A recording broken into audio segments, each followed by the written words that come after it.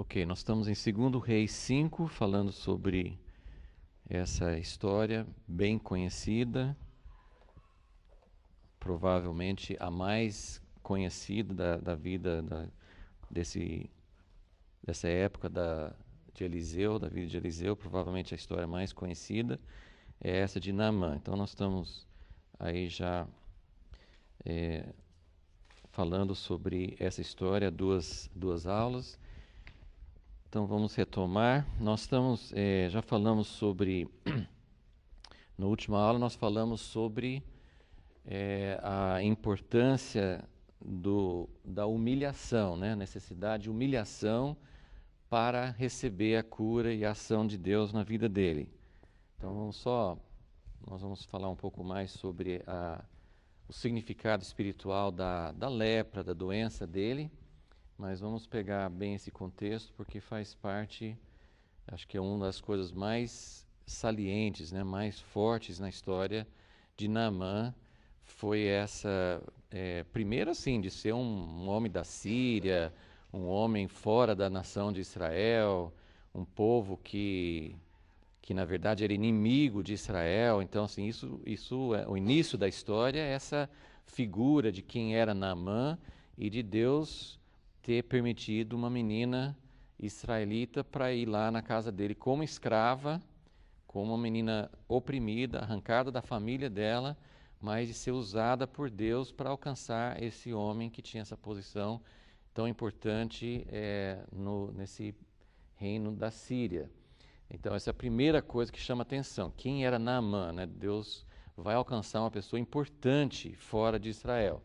Mas talvez a segunda coisa mais forte na história de Naamã é essa coisa que ele quer a cura, ele vai atrás, mas ele tem que seguir vários passos de humilhação para chegar à resposta de Deus para ele.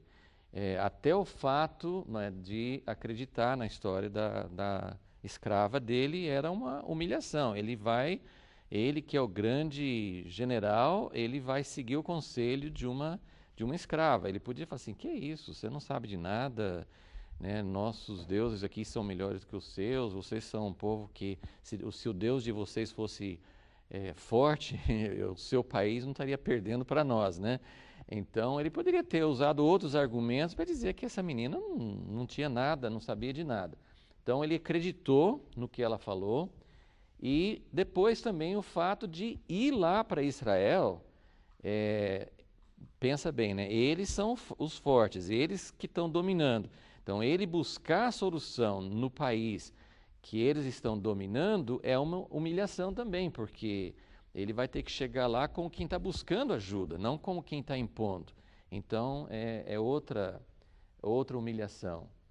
Aí chega na frente do rei, né, como nós vimos. O rei da Síria manda uma carta para o rei de Israel e ele vai, apesar de estar indo para vamos dizer assim, um povo inferior ou um povo que está servindo, está sendo dominado por eles, ele vai como importante, ele vai com toda aquela comitiva e com um monte de ouro e prata e, né, um presente, assim, bens, um valor alto para dizer assim: eu estou aqui buscando ajuda, mas eu posso comprar, eu sou poderoso, eu posso fazer isso. E não era na cultura da época e na cultura de hoje, que não é muito diferente, as pessoas pensam muito que podem comprar a bênção de Deus, né? Nós temos, ou materialmente, infelizmente a igreja está ajudando nessa mentira, que você pode comprar as bênçãos de Deus, né?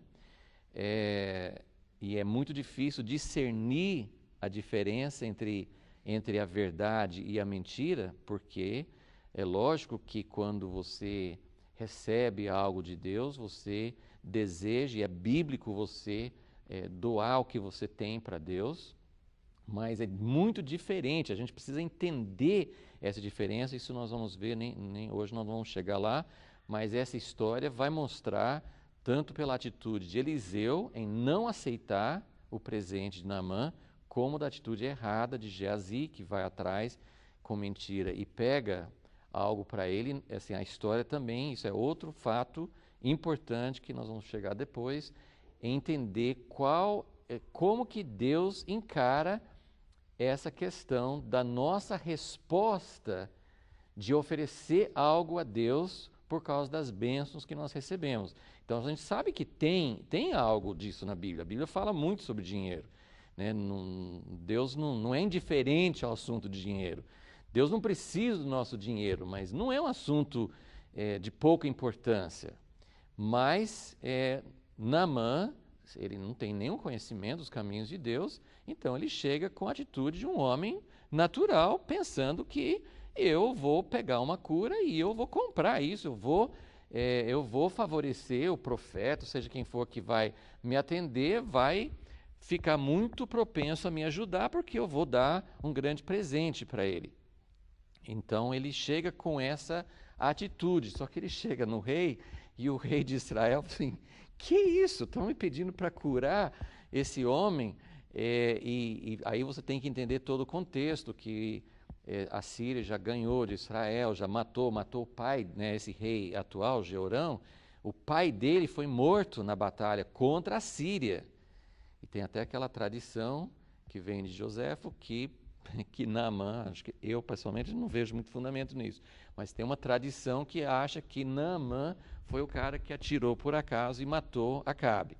Mas enfim, de qualquer forma, o contexto da história esse rei Jeorão, ele não pode simplesmente dizer assim, o rei da Síria está pedindo que eu cure esse general dele.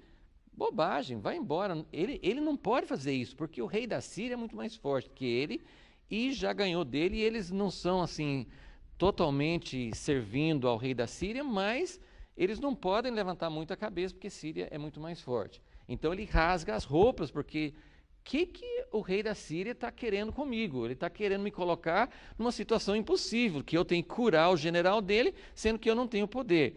E aí a gente compara o rei de Israel com a escrava, com a criadinha de Israel. O rei de Israel não sabe o que fazer com Naamã. E a escravinha lá na casa de Naamã sabe exatamente o que tem que fazer. Então você tem assim esse contraste, né? A história mostra esse contraste, né? Um rei se comunicando com o outro, mas eles estão totalmente por fora. Não que Deus não use governantes.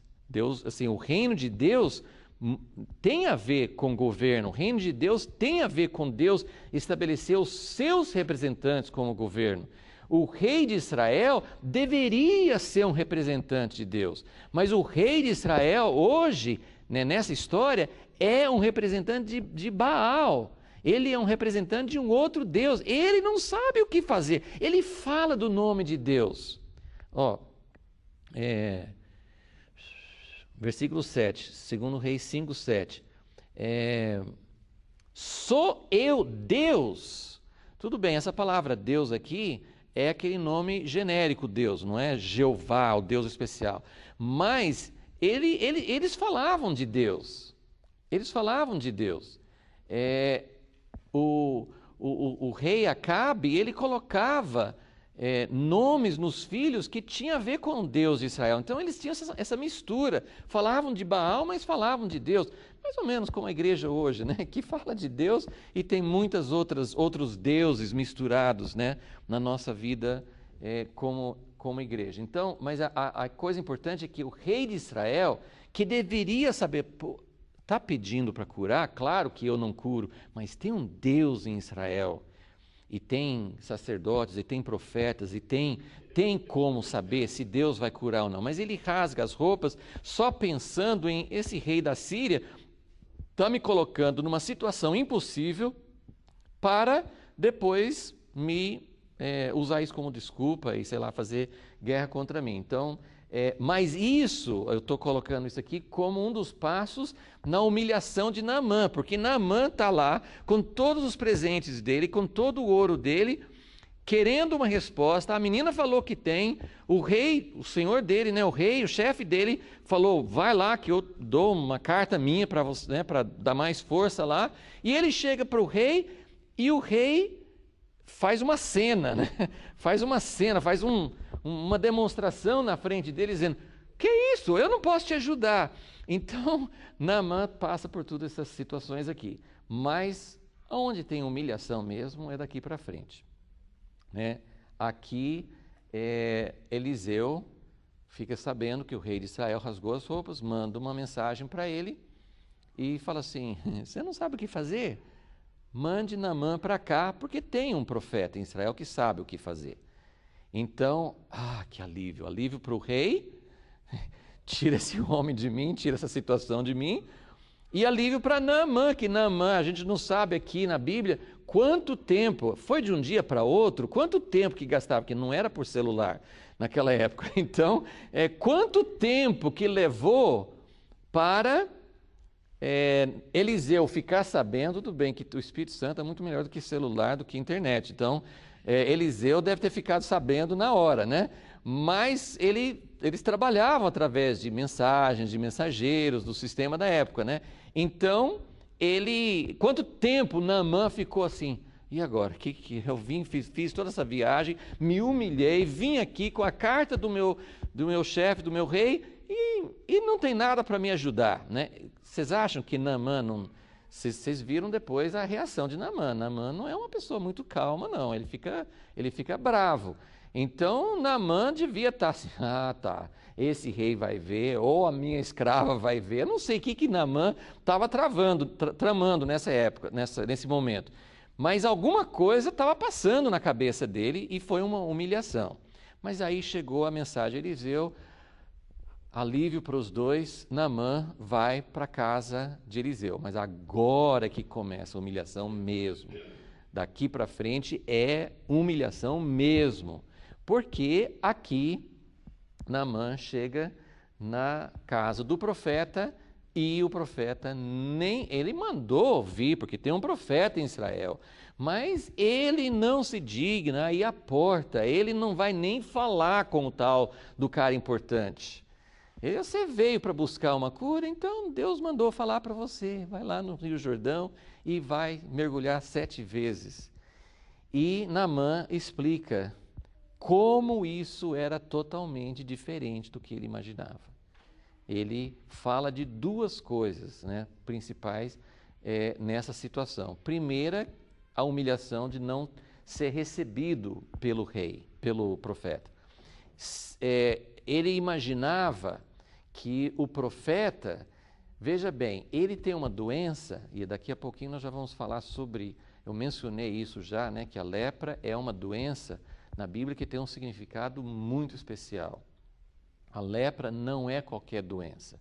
A lepra é considerada diferente de todas as doenças. Ela é considerada à parte no Velho Testamento e no Novo Testamento, que na verdade é uma continuação. Eles continuam no Novo Testamento com as mesmas regras e os mesmos princípios que Deus deu para Israel. Então a lepra, ela é considerada diferente. Então já vamos falar sobre isso. Mas quando Naamã chega lá para o profeta, ele imagina, ele tem essa condição, a gente não sabe se na Síria eles tinham essa mesma conotação que tinha em Israel, eles não tinham os princípios de Deus, mas a gente imagina que as pessoas que tinham lepra, elas eram consideradas impuras, elas não podiam ficar na sociedade. Não tem indício de que Naamã enfrentava esse tipo de situação na Síria. Ele era um rei, um capitão, um general, ele entrava na presença do rei, então parece que ele não era proibido como seria o certo em Israel. Mas a lepra é uma doença que envergonha, é uma doença que traz toda uma conotação de impureza, de não ter cura. É uma coisa que é aquilo que a gente viu no versículo 1. Naamã aí coloca todas as qualificações, todas as posições dele. Ele é importante, ele é querido pelo rei, ele foi até abençoado por Deus. Fala um monte de coisa no versículo 1. Naamã, isso, dá 4 ou 5 qualificações de quem Naamã era e depois termina. E ele tinha lepra. Então ele tinha todas as coisas importantes, todas as coisas boas, ele alcançou um monte de coisa na vida, mas ele tem lepra. Ele é uma pessoa condenada, ele é uma pessoa que tem esse estigma, né, de doença terrível. Então, ele chega, ele tem essa coisa essa condição humilhante, mas ele chega para o profeta pensando que o profeta vai resolver o problema dele de uma forma que honra. Ele quer que o profeta saia e receba com honras. E outra coisa que até, assim, hoje eu estava pensando nisso, não tinha me ocorrido esse detalhe, que ele tem todo esse presente. Normalmente, como é que a coisa acontecia? Ele quer uma ajuda, ele tem um presente para dar. As pessoas davam presente antes de receber a cura, não é?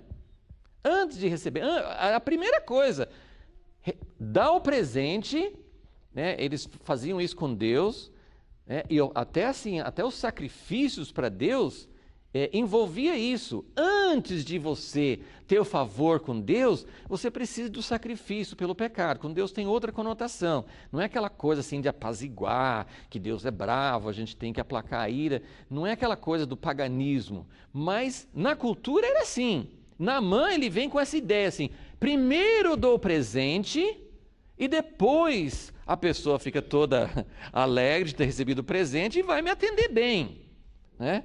E até hoje, né, na política, em outros meios, funciona dessa forma. Primeiro você promete uma coisa, depois você vai conseguir algo em troca. Então, era essa a ideia. Eliseu, porque eu tinha pensado, Eliseu, ele foi dirigido por Deus para nem aparecer, nem receber pessoalmente, e isso era porque Naamã precisava realmente estar disposto a descer de nível para receber a graça de Deus. Vocês entendem? Ele é leproso, a lepra fala da nossa condição pecaminosa. Nós temos essa condição, mas a gente não desce do pedestal, a gente continua lá em cima. Eu sou leproso, mas eu sou Naamã. Me respeite.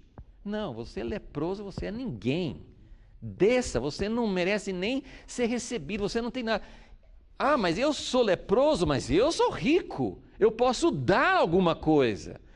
Eliseu, além de não receber Naamã, porque Naamã precisa assim, estar disposto a descer de nível, ele não tem a oportunidade de dar o presente dele, porque o cara nem recebe.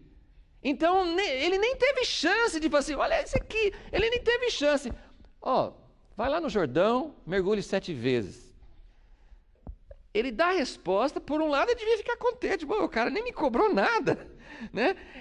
Mas, por outro lado, ele se sente humilhado, ele vai embora, ele fica indignado, furioso, né? Primeiro porque não foi recebido, não fala aqui, mas talvez assim, o cara nem viu quanto que eu ia dar para ele, né? Então, que quando você dá, você tira. Gente, nós precisamos entender isso. É diferente você dar a Deus como gratidão. Naamã até volta, depois ele quer dar, eu acho que até com uma atitude boa. Naamã volta depois da cura e diz, não tem outro Deus além do Deus de Israel. Eu quero dar. Eu acho que Naamã até estava certo da segunda vez. Ele voltou, depois disso, ele voltou humilde. Ele não estava querendo. Ele voltou para o cara que não recebeu ele. Ele voltou com outra atitude, ele voltou convertido, né? Depois de passar pelo Jordão. Mas mesmo assim Eliseu não recebeu, porque Deus queria dar uma lição, no sentido assim, você não vai embora pensando, eu fui curado, mas eu dei alguma coisa. É graça. Eu não fiz nada. Nada do que eu tenho é capaz de ganhar algum favor com Deus. Nada do que eu sou. Eu fui curado não porque eu sou um general importante da Síria. Eu fui curado porque Deus me curou. Tem um Deus em Israel. Para o Deus de Israel, o general da Síria não significa nada. Ele é o Deus de Israel. Eu sou ninguém. Então, ele precisou realmente chegar nesse ponto de não poder dar nada, absolutamente nada. Então, Naamã, ele queria ser honrado, e ele queria, sim, uma cerimônia que fosse, cara, sai, ora por mim, passa a mão. Ele fala assim no versículo 11, eu pensava que ele certamente sairia, pôr-se em pé, invocaria o nome do Senhor seu Deus, agitaria a mão sobre o lugar infectado e me curaria da lepra. Então, Naamã, como nós temos, quando você quer uma coisa de Deus, você já imagina, eu quero que Deus faça assim, assim, assim. E Deus fala assim, peraí, quem é Deus? Eu e você. Eu ou você? Assim, quem que vai determinar como que vai acontecer? Naamã, ele tinha na cabeça dele como que tinha que acontecer, e Deus não fez dessa forma. Então, ele foi humilhado. E a outra coisa que ele fala no versículo 12, é que tem rios na Síria melhores do que o rio Jordão. Isso também me chamou a atenção, porque é aquela coisa, Deus tem uma solução, e a gente pode pensar que tem soluções muito parecidas. A gente pode pensar que Deus cura, mas poderia ser do meu jeito. Tem outras formas de Deus alcançar, e todas as religiões têm muitas formas de resolver o problema do homem. A gente tem muitos rios. É para banhar no rio? É para se mergulhar no rio? Tudo bem, vamos para um rio, mas tem que ser o Rio Jordão? Tem que ser esse rio? Então é aquela coisa assim, só tem um jeito. O Rio Jordão fala da purificação, e nós vamos falar um pouquinho sobre isso hoje, a purificação e o que isso significa. Por que o Rio Jordão? Nós já falamos sobre o Rio Jordão quando Elias e Eliseu, não sei quantos lembram, falamos sobre o Rio Jordão. Alguém lembra o que significa o Rio Jordão? Alguém lembra do nome do Rio Jordão? Alguém lembra? O que quer dizer Jordão? Ele vem de uma palavra hebraica. O que quer dizer Jordão? Faz tempo já, né? Eu não lembro nem de ontem, vou lembrar de 5 meses atrás.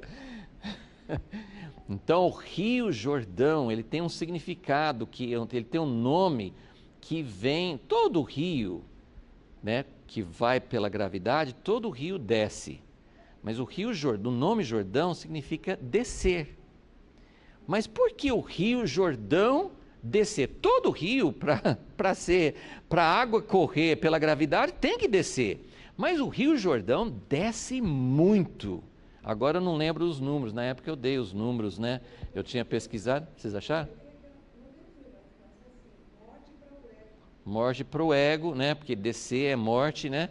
Mas a gente falou assim, que o Rio Jordão, ele nasce no Monte Hermon, que é um lugar alto. Não é um dos lugares mais altos na Terra, mas é um monte.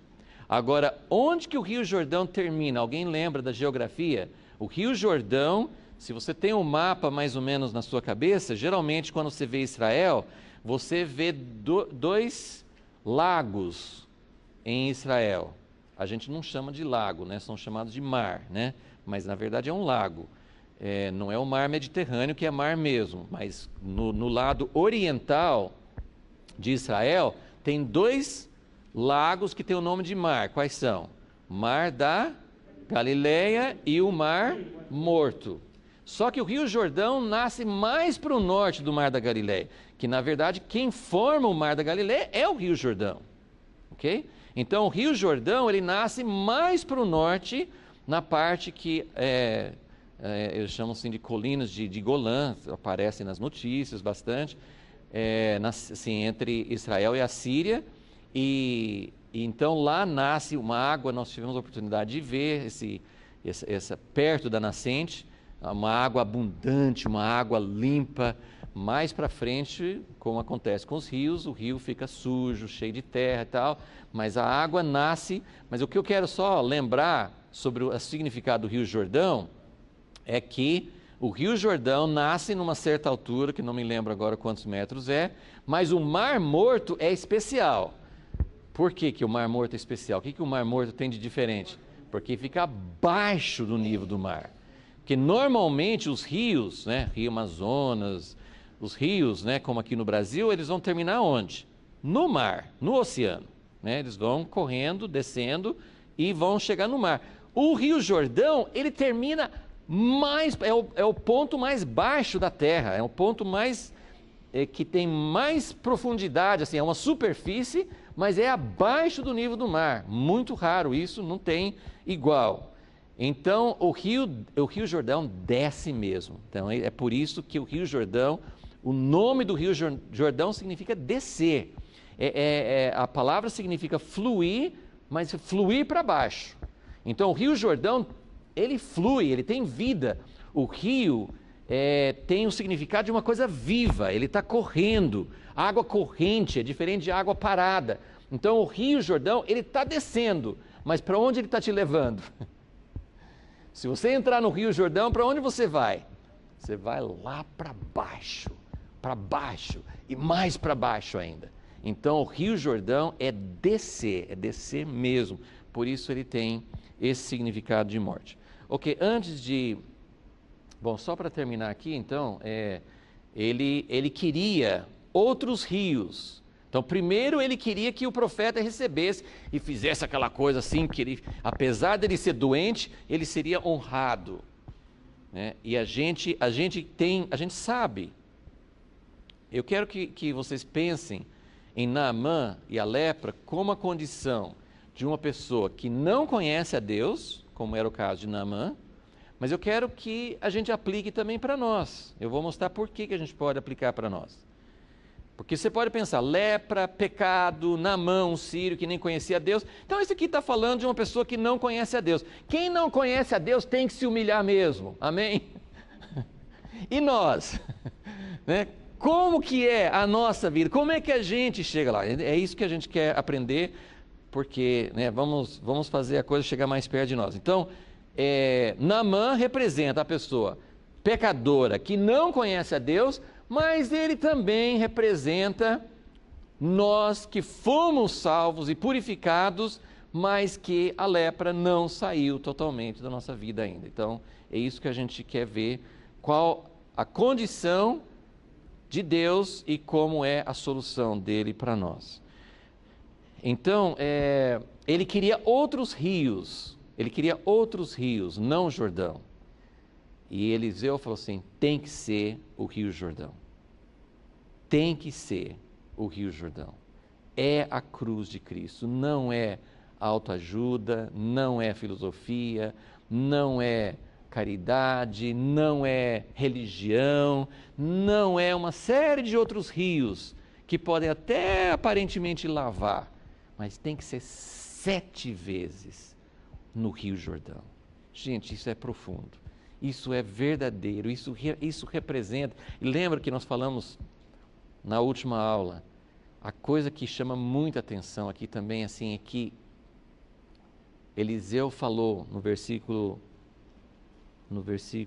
10, vai, lava-te 7 vezes no Jordão, e a tua carne te será restaurada, e serás purificado. É muito interessante que a lepra, e isso eu não vou tomar muito tempo, mas acho que vocês vão lembrar, talvez a gente leia um versículo ou outro, mas no caso da lepra, não usa muito, uma vez ou outra pode até usar a palavra cura, mas geralmente quando fala de lepra, o termo usado não é curado, o termo usado é purificado. Purificado. E eu lembro que eu falei, a lepra é considerada diferente de todas as doenças. Eu até só vou citar, só para você, se você estiver anotando, guardar isso, porque eu acho que nós não vamos conseguir ler todas as referências, né? Mas em Mateus 10, acho que é logo no versículo 2, não sei exatamente, mas acho que em Mateus 10, versículo 2, quando Jesus manda os discípulos de 2 em 2 para pregar, ele fala, curai os doentes. Vocês vão de 2 em 2, pregando o reino de Deus.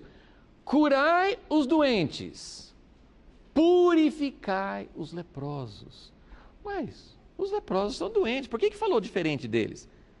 Mas é colocado numa classe à parte. Então, só queria que vocês vissem isso assim. E tem outros lugares, e que você pode notar, quando os leprosos iam falar com Jesus, os próprios leprosos falam assim, Jesus, Lembra aquele leproso que chegou assim para Jesus e falou assim: Jesus, se o Senhor quiser, o Senhor pode me purificar. Interessante, né? O Senhor pode me purificar.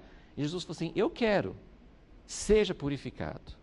Então, o termo usado, então isso tudo é uma coisa importante para falar. Já vamos ler um texto para falar sobre isso, mas então ele teria que se lavar no Rio Jordão, ele tinha que ir para o rio, que eles consideravam sujo, que ele ia ter que fazer na frente, talvez, das pessoas que eram consideradas assim como subordinados a ele, né? Sei lá, tinha talvez várias razões porque ele achava que ir no Rio Jordão seria uma coisa difícil. Ok, vamos abrir em Levítico 13. Tem 2 capítulos aqui em Levítico que falam muito sobre a lepra, mas eu só queria chamar a atenção para um detalhe, que eu acho que isso aqui é um assunto que a gente até poderia falar muito mais, mas assim, pelo menos nós estamos falando sobre Naamã e o leproso e tudo, e eu queria que vocês vissem, assim, pelo menos esse detalhe aqui, que pode nos ajudar a entender por que a lepra era considerada diferente. Lembrando que a gente não precisa ficar preso na ideia assim, a lepra na Bíblia era a lepra de hoje, né? A maioria dos estudiosos acha que não é. Não é a mesma doença que é chamada de lepra, hanseníase hoje. Mas não importa, assim, a questão não é assim, era uma doença, vamos ler aqui, Levítico 13, versículo 1. Só quero que vocês mostrem, depois ele vai repetir isso muito, tem 2 capítulos inteiros, tinha lepra até na casa, a lepra pegava na casa, a lepra pegava na roupa, né? Então era uma coisa assim, era uma coisa nojenta, era uma coisa perigosa, era uma coisa que contaminava, e era uma coisa tratada com muita seriedade. A pessoa, como vocês devem lembrar, a pessoa que tinha lepra, ele vai descrever aqui como que o sacerdote ia saber se era lepra ou não, e era lepra, o cara tinha que ir para fora, no tempo que eles estavam no deserto, tinha que ir para fora do arraial, tinha que gritar, imundo, imundo, ele tinha que levar essa vergonha de ser uma pessoa totalmente fora da sociedade. Graças a Deus a gente nem deve considerar isso dessa forma hoje, né? As pessoas doentes devem ser consideradas assim com muito carinho, mas eu faço um paralelo com o câncer. Eu acho que hoje a nossa doença, lógico que isso não é o significado espiritual, não é aqui que eu quero chegar, a lepra é pecado. Mas hoje pensando, hoje sim ficou muito mais comum, tem muito mais tratamento, as pessoas, né, hoje não é tanto, mas falar que você tinha câncer, até hoje ainda é um pouco, né, mas é um estigma, é uma vergonha, tanto é que as pessoas não querem falar, né, eu tenho um tumor, eu tenho, né, aí tem vários tipos de câncer, você fala até o nome, né, do tipo de câncer, mas você não fala câncer, né? Parece que se você falar, você tem que falar em voz baixa, assim. Então, eu só estou querendo dizer isso para trazer um pouquinho mais para a nossa vivência hoje, para entender, assim, o quanto que era uma coisa vergonhosa, não tinha solução, né? Hoje, o homem vai se sentindo mais capaz, e graças a Deus pela medicina, graças a Deus pelos tratamentos, mas eu só queria assim, dizer assim, que na Bíblia isso aqui era uma coisa que não tinha solução, era uma coisa vergonhosa e era uma coisa que trazia assim, uma seriedade muito grande.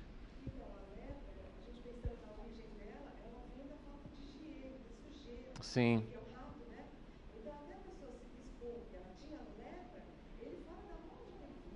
Uhum.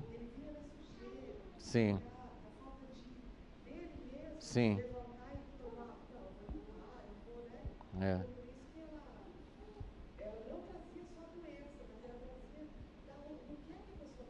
Certo. Ela está falando que a lepra vinha da sujeira, né? Então era uma coisa, falta de higiene, né? Certo. Então vamos ler assim a característica. Eu queria mais chamar a atenção para essa característica que fala logo no início desse capítulo 13.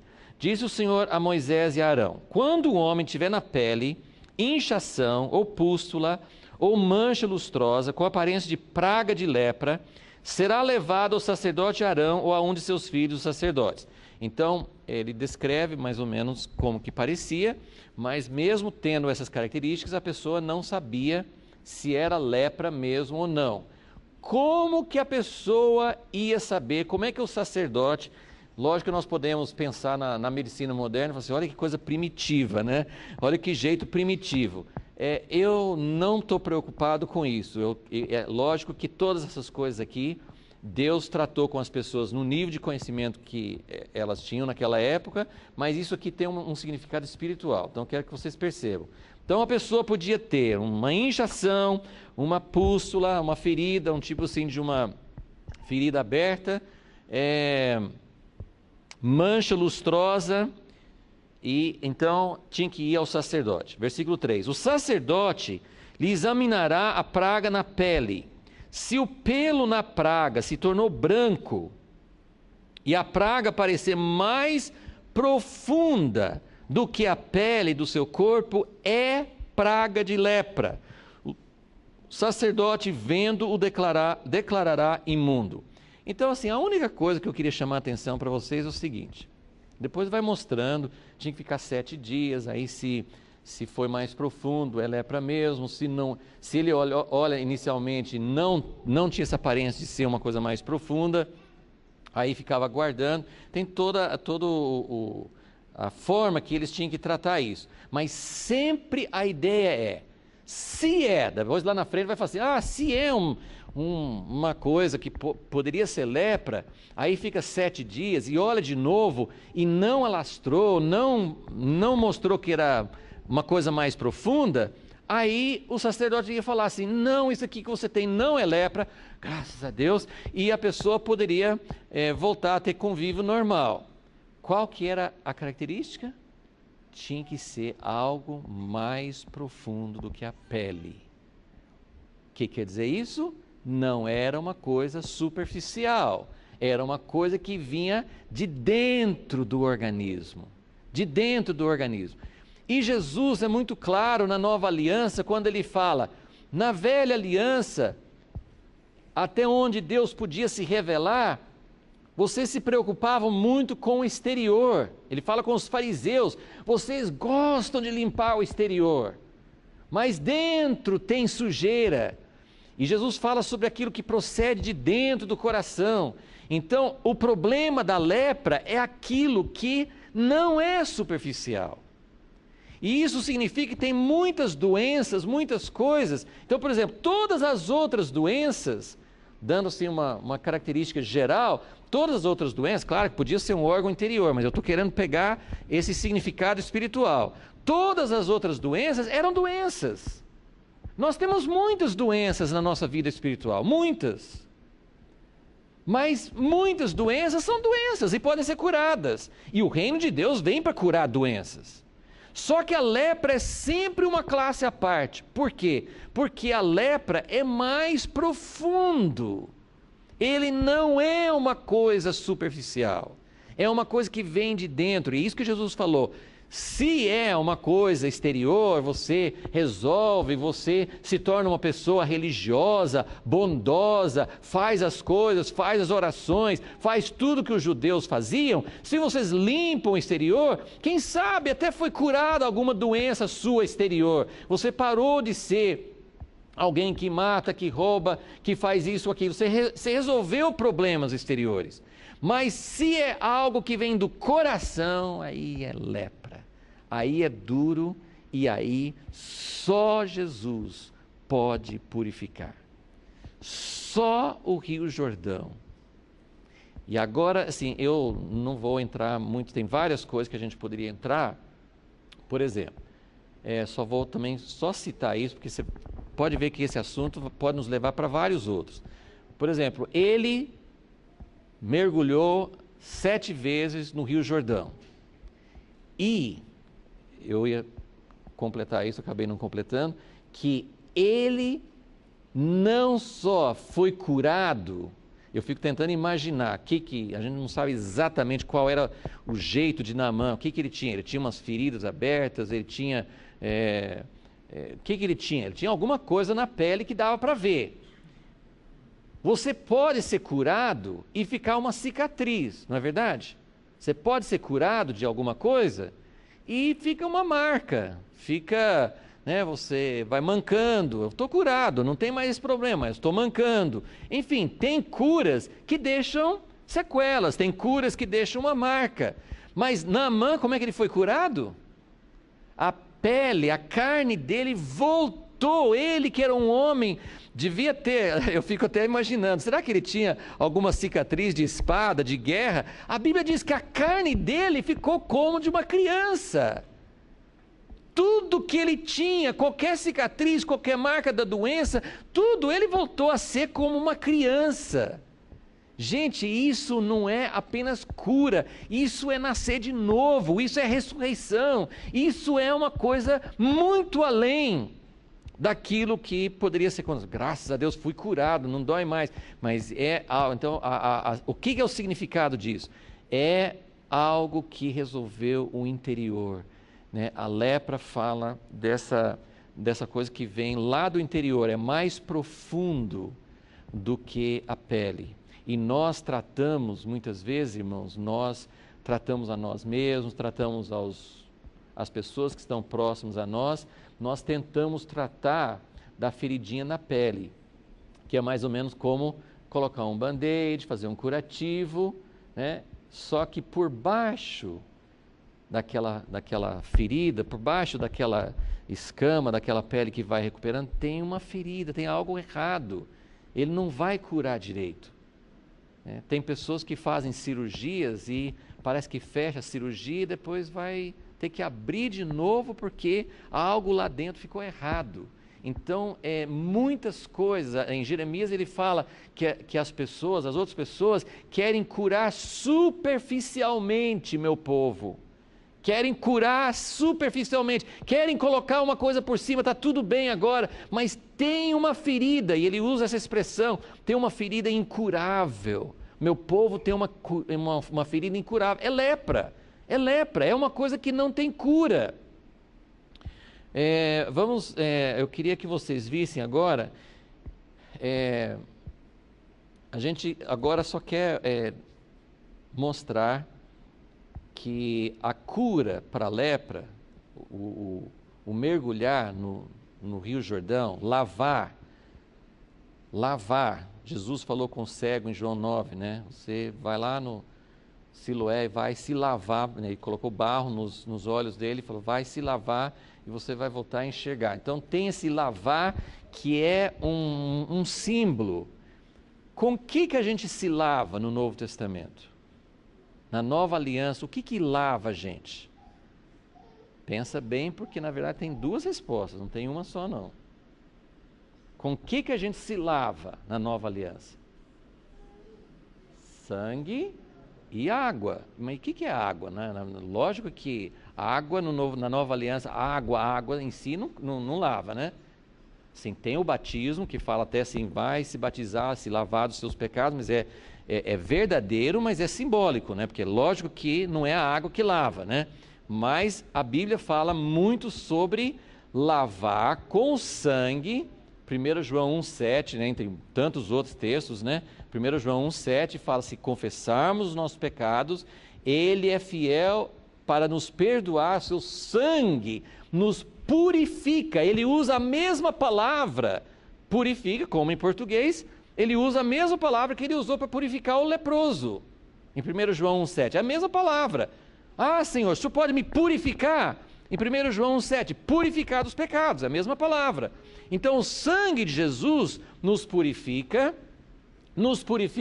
na nossa conversão, mas como esse texto mesmo em 1 João 1,7 fala, o sangue continua nos purificando. O sangue não é só na hora que nós cremos, mas continua nos purificando. Mas também fala da água, e a água simboliza a palavra. Então, em Efésios 5, quando Paulo fala sobre marido, amar as esposas e tal, e sobre a família natural. Depois ele fala assim que o marido tem que amar a esposa como Cristo amou a igreja e se entregou por ela. O que Jesus fez quando se entregou por ela? Derramou sangue. Mas aí ele fala que Jesus se entregou pela igreja, purificou a igreja pelo sangue, mas o que mais? Alguém lembra do texto lá? Ele não só se entregou de uma vez por todas, mas ele fala de um processo. É justamente esse é o texto em Efésios 5, que é o texto mais claro na Bíblia toda, que fala que a igreja precisa se tornar uma noiva gloriosa. É um texto fantástico. Ele fala assim que a noiva tem que ser sem mancha, sem ruga. Como que a igreja vai chegar a ser sem mancha nem ruga? Ele fala da lavagem de água pela palavra. E todos nós sabemos que o banho não é uma vez para sempre, né? O banho tem que ser todo dia, se possível, mais de uma vez por dia, né? Porque tem que ter uma lavagem contínua. E aí tem várias coisas paralelas que eu não quero entrar agora, mas essa purificação, Jesus, eu só quero citar mais um texto para falar assim da importância. O sangue é a base de tudo. Jesus derramou o sangue, o sacrifício de Jesus é de uma vez por todas. Hebreus fala que não é como antigamente, que dava muitos, todo dia tinha que levar um animal para ser sacrificado. Não, Jesus é um sacrifício, acabou, é para sempre, só que a nossa aplicação do sangue é diário. Deu para entender a diferença? Nós não temos um novo sacrifício todos os dias. O sacrifício de Jesus, uma única vez. Mas o sangue de Jesus, como fala em 1 João, tem que ser continuamente, confessando os pecados, andando na luz, confessando, sendo purificado. Temos um advogado que intercede por nós. Então tem o sangue, mas tem a palavra. E eu só quero citar João 15, bem no início de João 15, acho que versículo 3, ele falou assim: vocês são limpos pela palavra que eu vos dei. Então a palavra é muito importante nesse processo de limpeza. Mas eu quero ir mais um passo além para a gente entender essas. Eu fiquei pensando muito, desde o início que a gente está estudando essa história de Naamã, eu fiquei assim me perguntando e consultando, vendo se algum outro irmão, alguma outra literatura, alguma outra pessoa tinha uma luz de Deus. Eu sempre falo assim que a mesma história, o mesmo texto pode ter várias formas de aplicar. O que eu vou falar aqui não é a única, de forma alguma, e às vezes eu fico assim até meio frustrado, porque eu vejo que nem estou alcançando aquilo que deveria ser visto naquele texto. Mas eu fico perguntando várias coisas, mas uma delas é: por que 7 vezes? É o Rio Jordão, não pode ser outro rio. Eu entendi, não pode ser outro rio. É a solução de Deus, é aquele rio que desce. Tem que ser o Rio Jordão, não é outro rio. Mas por que 7 vezes?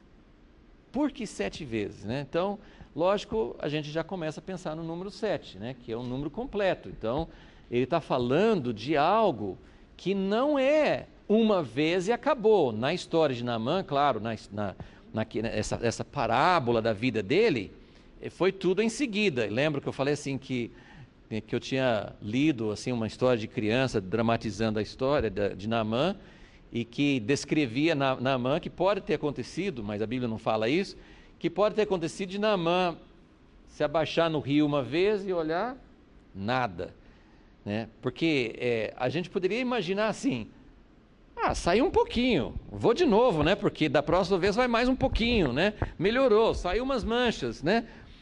A Bíblia não fala isso, e eu acho que realmente ele, provavelmente, se ele era homem com cabeça para pensar, ele deve ter olhado assim: tá vendo, eu vim aqui, para quê, né?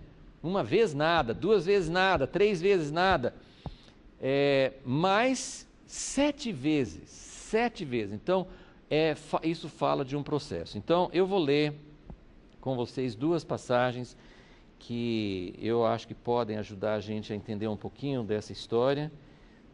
Duas passagens do apóstolo Paulo, uma está em Filipenses 3 e a outra está em 2 Coríntios 4. E eu queria, assim, a gente pegar um pouco do espírito e da atitude de Paulo e aplicando para essa ideia de lepra. O que é lepra? Antes de ler Filipenses 3, eu só quero um versículo no início, 2 Coríntios 7, só para dar uma ideia da aplicação de lepra para a nossa vida espiritual. 2 Coríntios 7, versículo 1. Ora, amados, visto que temos tais promessas, purifiquemo-nos. É essa palavra. Claro que nem sempre quando fala purificar está se referindo à lepra. Só quero mostrar que a palavra usada para curar a lepra é purificar. Então nós estamos pensando na mesma coisa. Purifiquemo-nos de toda a impureza. O leproso tinha que falar: eu sou impuro. Eu sou impuro por quê? Porque a minha doença não é superficial. A minha doença não é uma casquinha. A minha doença não é uma feridinha na pele. A minha doença é profunda. A minha doença é algo sério. O que a pessoa pensa quando vai no consultório e o médico fala assim: aqui está seu exame, você tem câncer? O que a pessoa pensa? O que nós deveríamos pensar quando Deus avalia a nossa condição espiritual e fala: você é impuro? Mas Deus, eu já me lavei, eu já me batizei, eu já aceitei Jesus, eu sou purificado. Então é isso que eu quero dizer, assim, não é que você não é purificado, mas Paulo está falando para cristãos, amados, pessoas nascidas de novo, vocês também ainda têm impureza. Nós precisamos nos purificar de toda a impureza. E tem impureza da carne, o que está escrito aqui? E tem impureza do espírito. Aonde fica o espírito? É bem mais profundo do que a carne. É coisa profunda. O nosso problema não é assim: eu tenho um probleminha. Eu tenho um hábito, eu tenho uma coisinha que Deus precisa me curar. Não, eu tenho uma natureza que jorra amargura, eu tenho uma natureza que não perdoa, eu tenho uma natureza orgulhosa, eu tenho uma natureza, a minha doença é mais profunda. E Paulo fala: irmãos, nós temos... ele fala assim: visto que temos tais promessas. O que ele está falando? Dos versículos anteriores. Que ele está falando que é para a gente sair da impureza, sair de Babilônia, sair da contaminação e ser puros e separados para Deus. Então, ele está falando assim: nós temos a promessa de que nós podemos ser puros. Só que nós ainda não chegamos nessa pureza e por isso nós precisamos aperfeiçoar a nossa santificação no temor de Deus. Então, esse texto era só para a gente pegar essa ideia. Agora nós vamos para Filipenses 3 e depois vamos terminar em 2 Coríntios 4, para a gente entender esses 7 mergulhos no Rio Jordão. No caso de Naamã, ele mergulhou 7 vezes em seguida. Eu quero dizer que os nossos mergulhos não são 7 vezes no mesmo dia, quem dera que fosse, né? Mas nossos 7 mergulhos, né? Quantos você já fez? 1 ou 2, né? Faltam 5, faltam 4, faltam 6, né? Então falta muito mergulho ainda para realmente chegar a essa posição de pureza. Então vamos lá. No capítulo 3, para ganhar só um pouquinho de tempo, mas acho que versículo 3, pois a circuncisão somos nós, que servimos a Deus em espírito e nos gloriamos em Cristo Jesus e não confiamos na carne. Confiar na carne seria a lepra. Você tem essa coisa natural que você confia, que você que você depende disso, só que é uma doença. Mas agora eu queria que vocês comparassem aqui. Vamos imaginar que Paulo é mais ou menos como Naamã. Naamã é aquele cara, né, que é o general, que é famoso, que é bem-sucedido, que é um cara de valor, que tem até bênçãos de Deus na vida dele, né? Então Naamã é um cara, e Paulo está falando, ó, ainda que eu também poderia confiar na carne, se algum outro pensa que pode confiar na carne, eu ainda mais. Parece que tem alguma, Paulo está achando que é mais do que os outros aqui, né? Mas ele vai dizer que isso, se ele tem alguma coisa a mais, não vale nada, não vale nada. Então primeiro ele fala assim, eu tenho muita coisa na carne. Depois ele vai falar, não vale nada. Circuncidado ao 8º dia, da linhagem de Israel, da tribo de Benjamim, hebreu de hebreus, segundo a lei fariseu, segundo o zelo perseguidor da igreja. Então ninguém podia acusá-lo de ser uma pessoa passiva, indiferente. Ele era perseguidor, ele era zeloso. Segundo a justiça que há na lei, irrepreensível. Mas o que para mim era lucro, considerei-o perda por causa de Cristo. O que para mim era lucro, se tornou prejuízo. Quanto mais você tem da carne, mais difícil vai ser você passar pelo Rio Jordão. Se tivesse falado com uma pessoa humilde, vai no Rio Jordão, iria sem pensar 2 vezes, mas Naamã tinha dificuldade, porque ele era importante. Quanto mais você tem da carne, mais difícil é entrar no rio que desce. E na verdade, versículo 8, tenho também por perda todas as coisas. Primeiro ele falou, o que era lucro. Mas na verdade não é só que era lucro, todas as coisas são perda. Pela excelência do conhecimento de Cristo Jesus, meu Senhor, por quem sofri a perda de todas estas coisas, e as considero como refúgio, como lixo, como esterco, para que possa ganhar a Cristo. Naamã teve que considerar tudo que ele tinha como vou jogar fora, vou me despir de tudo para poder ganhar aquilo que realmente vale. Versículo 9. E seja achado nele, não tendo justiça própria. Então, o que é a lepra? A lepra é justiça própria, é a nossa carne. É algo que vai muito além da superfície. Muito além da superfície. Ser achado nele, não tendo justiça própria, que vem da lei, mas a que vem pela fé em Cristo, a saber, a justiça que vem de Deus pela fé.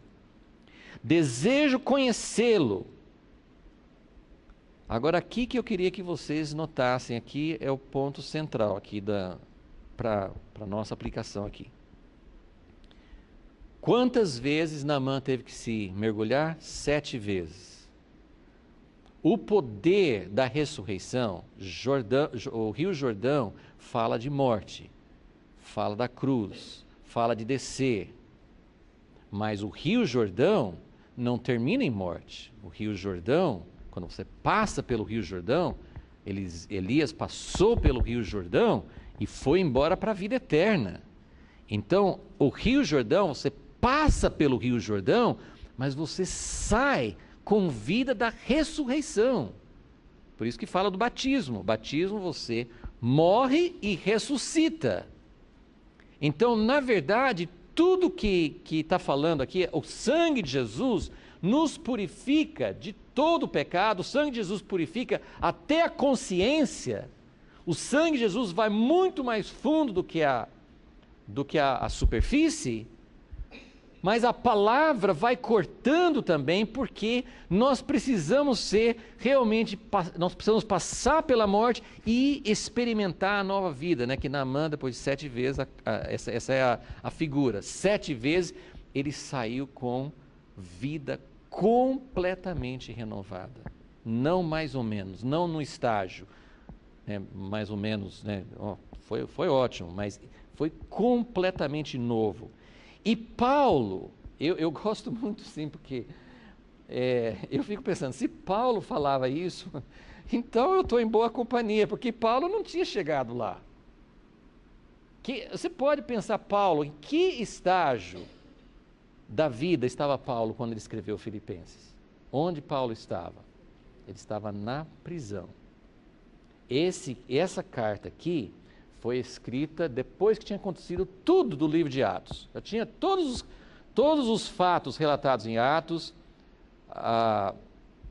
o julgamento de Paulo, que ele foi para Roma, sabe? Tudo que fala em Atos. E volta mais um pouco. Quantas viagens missionárias Paulo tinha feito? 3. Quantas igrejas ele começou? Nem sei. Quantas coisas ele passou? Leia 2 Coríntios 11, você vai ter uma lista, né, lá de coisas que Paulo foi apedrejado, naufragou, foi caluniado, foi rejeitado, foi perseguido. Um monte de coisa. Tudo isso aqui já tinha passado na vida de Paulo. E ele fala isso aqui. Eu desejo conhecê-lo. E o poder da ressurreição. Você acha que Paulo não tinha conhecido o poder da ressurreição? Claro que tinha. Mas tem 7 vezes. Vocês estão entendendo? Tem 7 vezes. Tem o poder da ressurreição quando você passa uma vez só? Tem. Tem o poder da ressurreição, é por isso que a gente nasce de novo. Tem o poder da ressurreição. Agora a pergunta para nós hoje é, a gente está satisfeito com uma vez? A gente acha que a medida da ressurreição que opera em nós, depois de uma vez, já está bom? Gente, afinal de contas, pelo que eu leio, meu nome está escrito no livro da vida. Eu vou para lá.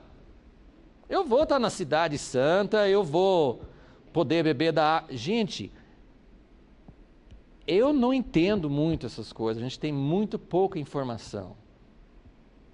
Mas em 1 Coríntios 15 fala sobre a ressurreição e fala que, assim como tem diferenças de estrelas, você olha para o céu, não tem umas estrelas mais fortes, aí você vai falar assim, não, é porque uma está mais longe. Mas não pensa nisso aí, só pensa na questão da luz. Você olha para o céu à noite, tem estrelas fortes e tem estrelas que têm a luz fraquinha. E Paulo disse que na ressurreição vai ter pessoas transformadas muito e pessoas transformadas pouco. Leia lá e vê se não é isso que ele está falando. Ele falou assim, é diferente uma coisa da outra.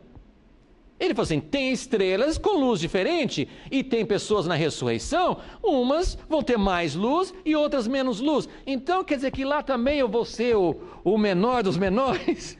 Né? Lá também tem diferença, lá tem... Não, ele vai enxugar todas as lágrimas, ninguém vai ficar achando que é maior, mas ele está dizendo que tem diferença. E Paulo... Vamos continuar lendo aqui. Paulo conhecia, eu posso dizer, acho que todos vocês vão concordar, que ele conhecia muito mais da ressurreição do que eu e você. E ele está falando, eu quero conhecê-lo, eu quero conhecer o poder da sua ressurreição, eu quero a comunhão dos seus sofrimentos. O que é comunhão dos sofrimentos? É mais um mergulho no Rio Jordão. Mais um mergulho no Rio Jordão. Porque o que ele fala? Conformando-me com ele na sua morte. Então muitos mergulhos. 7 é o número completo. Mas o número completo pode ser 50, pode ser 100, muitas vezes. Porque ele fala que tem que levar a morte de Jesus todos os dias. Todos os dias pode ser um novo mergulho no Rio Jordão. Todos os dias. Eu quero conhecer a comunhão dos seus sofrimentos, quero me conformar com ele na sua morte. E aí o versículo 11 me deixa simplesmente assustado que o Paulo pudesse falar uma coisa dessas. Para ver se de alguma maneira posso chegar à ressurreição dos mortos. Parece uma pessoa que não tem certeza de salvação, né? Mas claro que não é isso. O que Paulo queria? Ele quer as 7 vezes. Ele quer o poder da ressurreição que faz a carne dele ser como de uma criança. Ele quer sair da justiça própria. Ele quer curar a doença que está lá no fundo, que não é superficial. Ele quer ir além e além. Ele continua falando, versículo 12, não que já tenha alcançado, ou que seja perfeito, mas prossigo para alcançar aquilo para o que fui alcançado por Jesus Cristo. O que é aquilo? É ser totalmente purificado.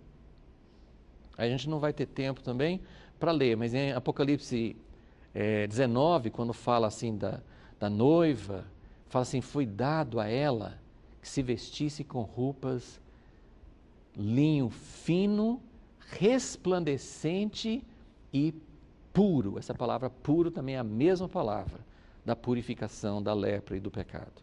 Então, esse é o nosso alvo. É para isso que nós fomos alcançados. Apocalipse 19, 8, se você estiver anotando.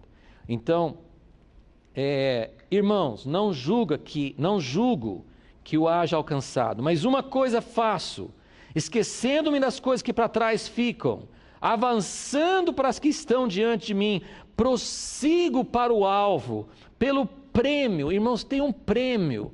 O que será que é o prêmio? É uma coroa maior do que os outros? É um trono? É uma posição? Gente, é pureza. O prêmio é ser igual a Jesus. O prêmio é poder ficar pertinho de Jesus. O prêmio é passar agora, que é a única chance que nós temos de nos livrar da impureza, da lepra, das coisas da carne e do espírito, que falou lá em Coríntios 7:1. É a única chance que nós temos, é agora. E a única cura é isso que Eliseu falou com Naamã, vai, eu não posso te honrar, não posso te exaltar, não posso receber seu presente, a única coisa que tem para você com lepra é vai lá no Rio Jordão. Ok, 2 Coríntios 4, estou acabando.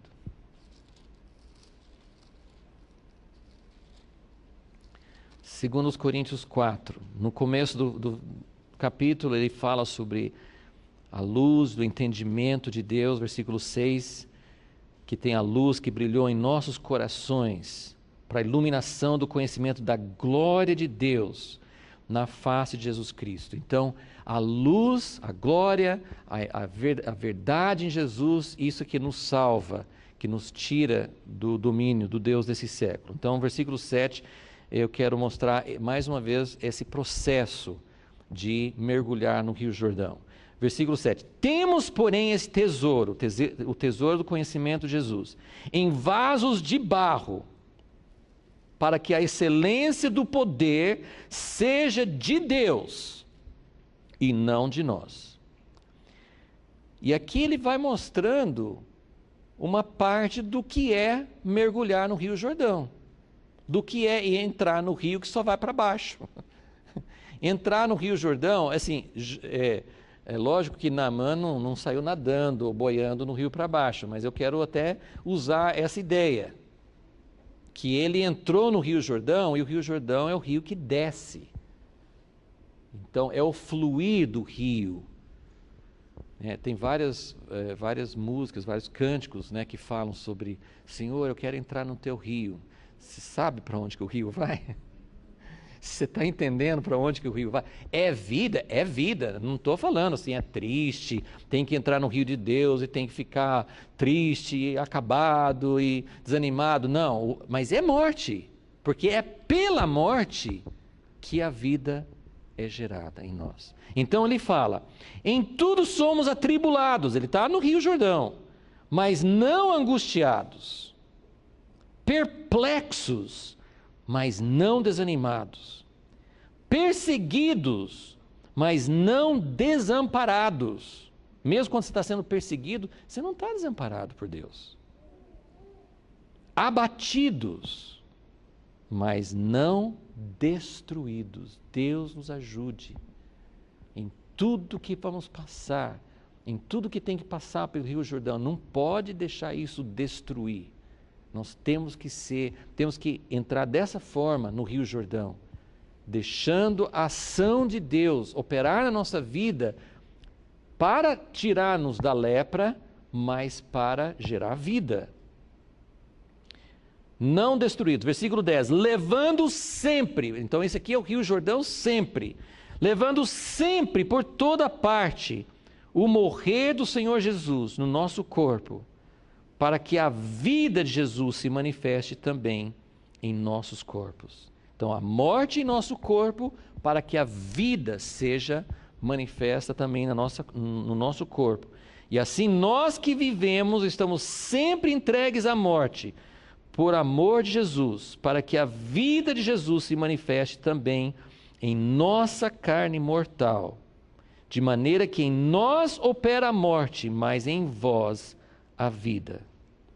E temos, portanto, o mesmo espírito de fé, como está escrito: cri, por isso falei. Também nós cremos, por isso também falamos. O que ele está dizendo com isso? Que mesmo quando tudo parece que é morte, tudo parece que está indo para baixo, ele está falando assim: a gente tem essa palavra.